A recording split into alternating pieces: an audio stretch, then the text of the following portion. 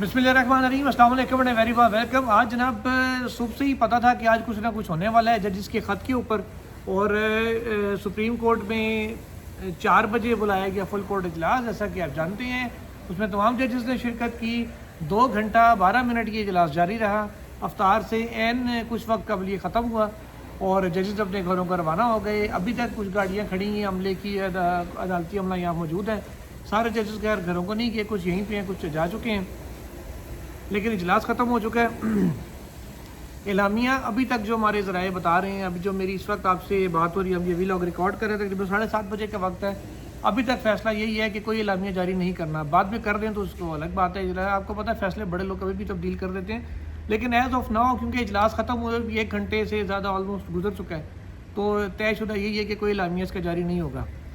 अच्छा, अब रही बात कि इजलास में हुआ क्या, जो असल चीज़ है, जो असल बात है जिसका अब सबको इंतज़ार है। हम भी ये जानना चाह रहे थे कि अंदर हुआ क्या। ऑफिशियली तो कुछ नहीं बताया गया, लेकिन हमने कुछ ना कुछ ज़रूर निकालने की कोशिश की कि ज़ाहिर है आपके सामने आना, कुछ तो आपको बताना ही है। तो मामलात कुछ यूँ हैं जनाब के जजिस के ख़त को लेके मुख्तलिफ आरा सामने आई। तमाम जजिस ने अपनी अपनी बारी बारी पे सीनियरिटी के हिसाब से बोले, अपनी अपनी राय दी, अपनी राय का इजहार किया उसमें। और कुछ जो जजिस हैं उनकी जानिब से ये राय दी गई कि जनाब मन जो एक अदद बेंच तश्कील दिया जाए सुप्रीम कोर्ट का, जो इस मामले को टेकअप करे, इस ख़त को कन्वर्ट करे पटिशन में आर्टिकल 184(3) का इख्तियार इस्तेमाल करते हुए सुप्रीम कोर्ट, और एक बेंच तश्कील दें इसके ऊपर और वो इस मामले की समाअत करे। फिर कुछ जजिस ने यह भी राय दी कि जी मामला क्योंकि हाई कोर्ट का और सुप्रीम कोर्ट, हाई कोर्ट की अपीलें तो सुन सकती है, लेकिन हाई कोर्ट बरह रास्त सुप्रीम कोर्ट के मातहत नहीं होती, अलग आईनी अदालत है। इसलिए मुनासिब यही होगा कि हाई कोर्ट के जो चीफ जस्टिस हैं आमिर फारूक साहब, उनके ऊपर मामले को छोड़ा जाए कि हाई कोर्ट अपने तौर पे इस मामले को डील करे। अगर इन केस उनसे मामला डील नहीं हो पाता तो फिर सुप्रीम कोर्ट को मुदाखलत करनी चाहिए, डायरेक्ट सुप्रीम कोर्ट मुदाखलत ना करें। ये भी कुछ जजिस की आरा आई। और लेकिन काफ़ी हीटेड डिबेट की इतलात आ रही हैं, हमारे जो ज़राए बता रहे हैं कि काफ़ी गर्मी सर्द हुई, काफ़ी गर्मा गर्मी हुई जो कुछ जजिस के दरमियान, और बड़ी हीटेड किस्म की डिबेट थी। पहले तो अमला अंदर मौजूद था जब इजलास स्टार्ट हुआ, तो लेकिन उसके बाद तमाम अमले को निकाल दिया गया। और अमूमन जब ज़्यादा असास मामला हो तो रजिस्ट्रार को भी निकाल दिया जाता है। अब रजिस्ट्रार के वो इजलास में थी या नहीं जजीला असलम साहिबा, इस हवाले से अभी हमें कि उनको बाहर निकाला गया था या नहीं, इस हवाले से कंफर्म करने की कोशिश कर रहे हैं। एक सोर्स से खाली खबर आई हुई है, इसलिए उसको भी आपसे शेयर नहीं करेंगे, क्योंकि जब तक क्रॉस चेक ना हो जाए तो वो खबर देने का फ़ायदा नहीं होता, कि क्रेडिबिलिटी मुतासर होती है और वो कल को कोई तरदीद भी आ सकती है। इसलिए एक साइड से खबर आई थी, इसलिए उसको रजिस्ट्रार की मौजूदगी का हम पूरी तरीके से आपको नहीं बता रहे अभी कि वो थी या नहीं। तो ये मामलात हुए। सुहेल रशीद साहब के पास आते हैं। सुहेल साहब, ये बताइएगा 2 घंटे और 12 मिनट जो इजलास जारी रहा, पहले तो ये कि सुप्रीम जो फुल कोर्ट है ये एक इंतज़ामी फोरम है, इसका कोई जुडिशल काम नहीं है, इसका कोई जुडिशल सरगर्मी नहीं है। सुप्रीम कोर्ट में जब इंटरनल कोई एडमिनिस्ट्रेटिव मामला डिस्कस करना हो तब ये फुल कोर्ट इजलास बुलाया जाता है। जैसा कि प्रैक्टिस एंड प्रोसीजर से पहले काजी साहब ने आते ही एक फुल कोर्ट इजलास किया था और तय किया था कि जी हम फुल बेंच सुनेगा इस मामले को।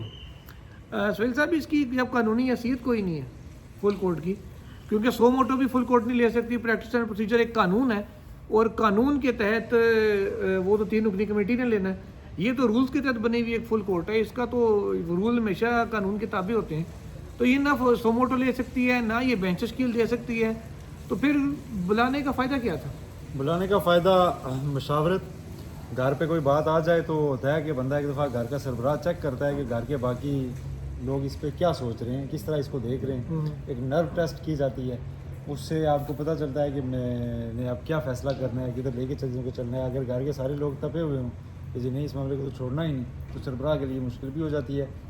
अगर घर वालों का रिस्पांस देख लिया जाए कि नहीं सारे एडजस्ट कर सकते हैं इससे, तो फिर वो स्ट्रेटजी उस तरफ चली जाती है। तो मेरा ख्याल है सरबराह ने फैसला किया होता, खाली देख रहा होता है कि मेरा ख्याल है सबको तीसरा ये होता है कि उसे पता होता है घर में ज़्यादा लोग जो है ना मेरे हमायती हैं, ठीक है जी, तो वो फिर सारों को बिठा के उनके सामने इस्टेब्लिश कर देता है कि ज़्यादातर की राय ये है कि ये ना किया जाए काम, ठीक है, और फिर वो काम नहीं होता। तो ये 2-3 मामलात होते हैं जिनका बाद में जुडिशल असर निकल आता है। अगर फ़िलहाल इसका सिर्फ एडमिनिस्ट्रेटिव असर भी हो तो जुडिशल असर बाद में निकल आता है। फ़र्ज़ किया अगर आज ज़्यादा जजेस ये कह जाते हैं कि इस मीटिंग में कि नहीं हमें सो मोटो लेने की ज़रूरत नहीं है, तो सो मोटो नहीं होगा, ठीक है। अगरचे वो 3 रुकनी कमेटी या उसके पास कल एक पटिशन भी सामने रखी जाएगी मियां दाऊद की, वो टेकअप करें या ना करें। और मैं तो ये रखता हूँ कि मजीद दरखास्तें मियां भी दाऊद ये वही आने है वाली सर हैं। जो इमरान खान पर जिसने गोली चलाई थी उसके वकील, ये वही मियां दाऊद है ना? जी नकवी मज़ार साहब के नकवी के खिलाफ खिलाफ जो पुलिस कंप्लेनर थे और अभी शाम को अल्हम्दुलिल्लाह लिख रहे थे, और उन्होंने जो पिटीशन सॉरी टू से ड्राफ्ट की है, रात को खत है और आज वो पिटीशन में ये इल्ज़ाम लेके आगे कि पीटीआई जजेस पीटीआई के हैं ये सर। हाँ जी हाँ, ये लिखा पीटीआई हुआ के है। बयानिए को फ्यूल करने के लिए इन जजेस ने ये किया। यानी जस्टिस बाबर सदार, जिनकी मैं आपको कंफर्म कर रहा हूँ कि वो तो जज बनने के तब ना उतने उसमें भी नहीं थे, उनको तो 12 ही नहीं है जज बन के रहना। वो तो पाकिस्तान के लिए उनको कायल किया था किसी ने कि जनाब आप जैसे लोग जब नहीं आएंगे तो रोला होगा, आप लोगों ने सारे इजाज साहब को, बाबर सतार को, जी, जंगीरी, ये 3 जज है, वो जज है अतर जिन्हें मिर्जा कायल साहब किया ने गया कायल था। किया था। जी कायल किया गया था कि आप लोग ठीक है, हो गई है, आपने वकालत वगैरह कर ली, हमें पता है आप वहाँ पे जो है ना आपका ज़्यादा पैसे कमा रहे हैं। लेकिन आप थोड़ा सा इस तरफ आए, इस जरूरत इदारे है, को आपकी ज़रूरत मुल्क है। को, इदारे तो को। उन्होंने फिर अपनी वो सारी जो है इनकम वगैरह सरेंडर करके तो ये माहाना सैलरी जो सोहेल साहब ने एक बात की जी, सोहेल साहब ने एक बात की कि घर का फर्द सरबराह जो बुलाता है, अगर घर का सरबराह घर को ना माने कहे कि वो बिल्कुल दूसरा घर है जी, हमारा उससे कोई तल्लक नहीं है, कोई उससे लेना देना कोई नहीं है, वो एक बिल्कुल अलग सा घर है, तो हम उससे फिर क्या नहीं, कर रहा है? जब तो वही वो किया गया ना। सर टैक्स लॉ भी तो यही कहता है ना कि आपके ज़ेरे किफालत नहीं है, तो हाँ। फिर तो वो कहते हैं हाई कोर्ट सोहेल हमारे ज़ेरे किफालत साहब नहीं है। कहते हैं बुज़दिल का सफीना हमेशा किनारे आकर डूबता है सर, जान बहादुर भी देता है लेकिन वो देखिए बीच ये लेकिन एक चीज़ और वो आपको बीच- एक चीज़ कह रहा बीच हूँ, मैं समुंदर आपको के जो दिखाऊं। है ना वो जाता है, अभी तक लेकिन वो हमेशा तारीख में अमर रहता सब्र है। करें ना। अभी तक वकला की कोई भी एक ऐसी पार्टी में बड़ा करीबी जायजा ले रहा था, उनके एलामियों की लैंग्वेज और वर्डिंग कितनी उसकी सख्ती है। पाकिस्तान बार के अलावा बाकी तमाम का हौसला अफजा इसमें रिएक्शन है। हाँ, इस्लामाबाद सुप्रीम का, कोर्ट बलूचिस्तान बार- का सुप्रीम कोर्ट बार जैसे है, सुप्रीम कोर्ट बार ने कहा जी कि उन्होंने ये कहा, मामला नाकाबिल बल्कि शिराज बर्दाश्त है। शौकत साहब से हमारी बात हुई यहाँ पे, मैं बाहर जा रहे थे तो उन्होंने कहा जी कि ये जो हुआ ये नहीं होना चाहिए था, ये हम इस पर इसको ये नाकाबिल बर्दाश्त है, और ये सीरियस उन्होंने कहा कि इस पर चार्जेस लगाए कि हम जजेस के साथ खड़े हैं। उन्होंने ये देखें, कहा, देखा उनका लामिया भी आया इस हवाले से। सो मोटो लें और या बार ना लें। कोर्ट ने 10 दिनों के बाद इजलास सो बुला लिया मोटो ना। लें या ना लें, एक पिटीशन आ चुकी है, बाकी पिटीशन आएंगी और आपको ये केस सुप्रीम कोर्ट में सुनना ही सुनना है। आप उस पर एतराज़ लगाएंगे, चैम्बर अपीलें आएंगी, दोबारा लग जाएंगे। यहाँ पे ये एक दफ़ा सुप्रीम कोर्ट में मामला टेकअप होगा ही होगा। हाँ, दूसरी जो मैं दिन से एक चीज़ ज़ाती राय रखता हूँ, ख़त लिखा गया supreme judicial council. Supreme judicial council के पास कोई और ऑप्शन नहीं है कि वो आइंदा अपना इजलास जब भी हो इनका जायज़ा ना ले। जायज़ा लेके इनको कहे जी कि हमें तो नहीं समझ आई, कंप्लेंट थी या ये क्या था, तो इसलिए हम इनको ना ज़ेर गौर नहीं ला रहे, गला नहीं आ जाएगा जिस तरह आता है, ठीक है। या वो कहेंगे जी नहीं हमें इसमें कोई चीज़ें कंक्रीट लगी हैं और हमने फर्दर जो है जजी से पूछने का फैसला किया है।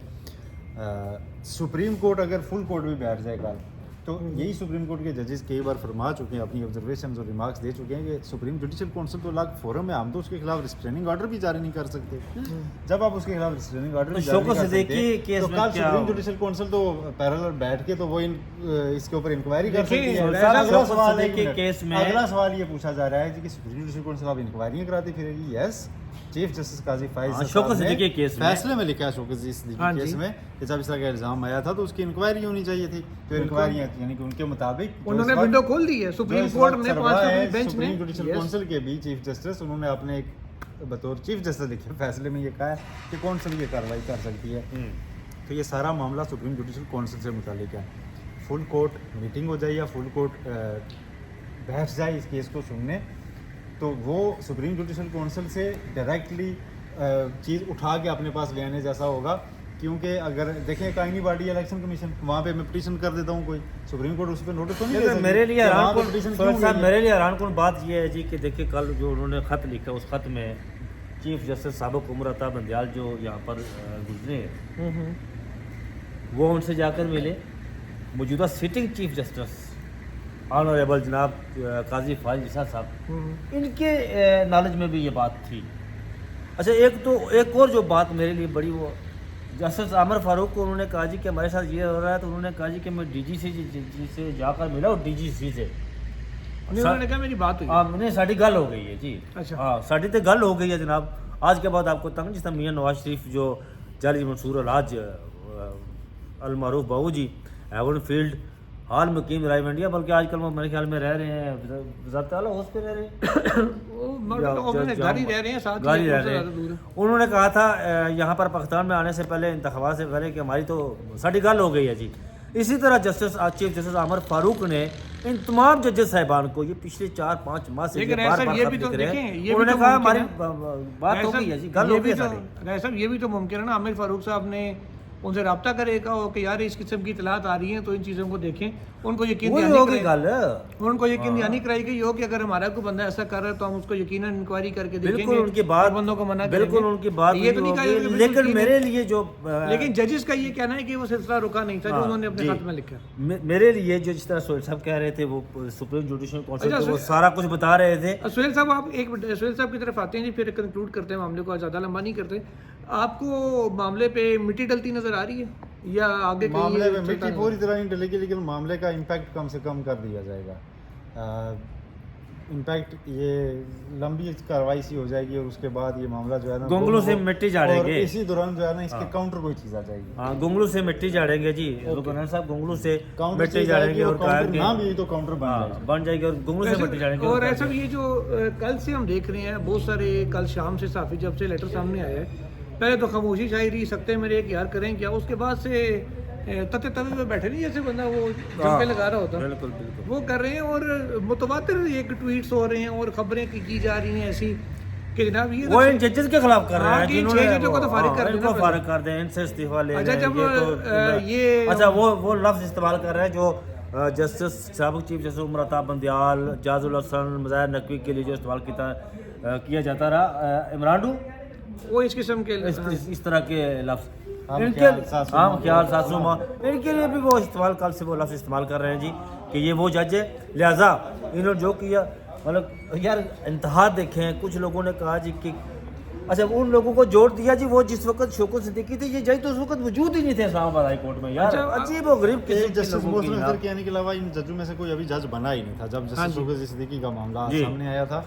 और दूसरा, अगर वो जज मोहसिन अख्तर कियानी ही रह जाते हैं या फिर कहा जाता है कि जस्टिस अतर मिल्ला उसके बेनिफिशियरी थे, मुझे बताएंगे जस्टिस शौकत सिद्दीकी के हटने के बाद जस्टिस अतर मिल्ला ने किस केस में कौन से ऐसे सेगमेंट को रिलीफ दिया है जिससे आपका ये बयानिया दुरुस्त साबित हो गया। क्या देखें, उनको उठा के इनसे ये काम लिया गया। और दूसरी बात ठीक ये, है, वो या एक फिर और अगर बात- वो नवाज शरीफ के केसेस दबाने के लिए उनको हटाया गया था तो उसके बाद नवाज शरीफ को सबसे बड़ा रिलीफ तो बेल की सूरत में 2 बार जस्टिस अतर मिल्ला ने दिया। वो 42 सफ़े लिख के जिससे दिए। उन्होंने पूरा पनामा का केस कोलैप्स किया। हाँ जी। तो आप ये तो कोई जवाज नहीं बन और रहा। एक और बात, अतर मिल्ला साहब जूनियर थे, बल्कि जूनियर से भी जूनियर थे उस वक्त शौकत अली सिद्दीकी को इस्लामाबाद हाई कोर्ट में।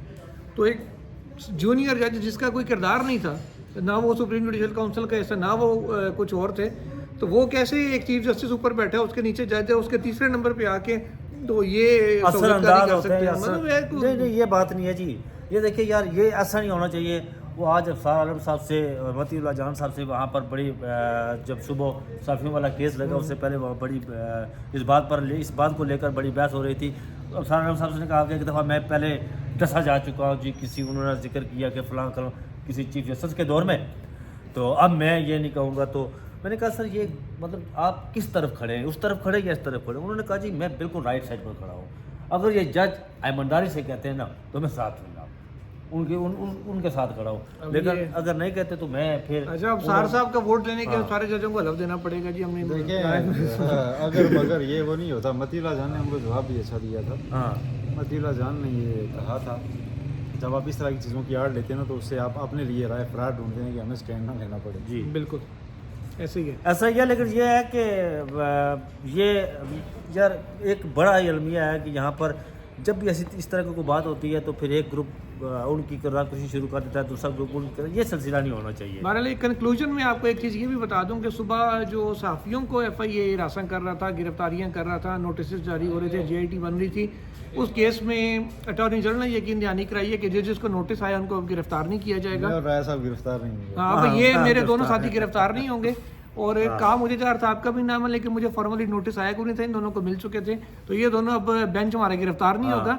और एक और चीज़ ये बता दूं, जो नोटिस आए थे उनको काफ़ी हद तक चीफ जस्टिस साहब ने एक तरह से कानून के मुताबिक को जस्टिफाई करने की कोशिश की, यहाँ तक इवन के कह दिया हो सकता है ऊपर से बड़ा प्रेशर आ रहा हो तफ्तीशी अफसर पे और उसने, लेकिन आखिर पे मान गए थे जब उनकी लेफ्ट से नहीं, मतलब जैसे हाँ जी। नईम अख्तर अफगान ने किताब खोली ना, कागज़ का टुकड़ा दिखाया कि जी, जनाब इसमें बुलाने से पहले ये प्रोसीजर पीछे पड़ा हुआ है। Yes.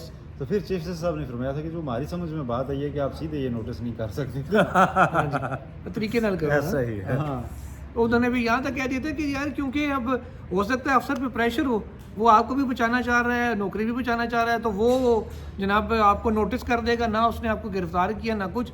इस पर सलाउद्दीन साहब जो हमारे वकील थे उन्होंने कहा जनाब गिरफ्तार खाली एक को ही किया था और ये डिज़ाइन इस किस्म का बना हुआ था। बहरहाल वो केस हो गया एडजर्न, कल सुबह होना है। एक तो केस वो जो कादियानियों के हवाले से फैसला आया था सुप्रीम कोर्ट का, उस पर नजरसानी दरखास्तें हैं। उसके अलावा फौजी अदालतों में सिविलियंस के ट्रायल का मामला है।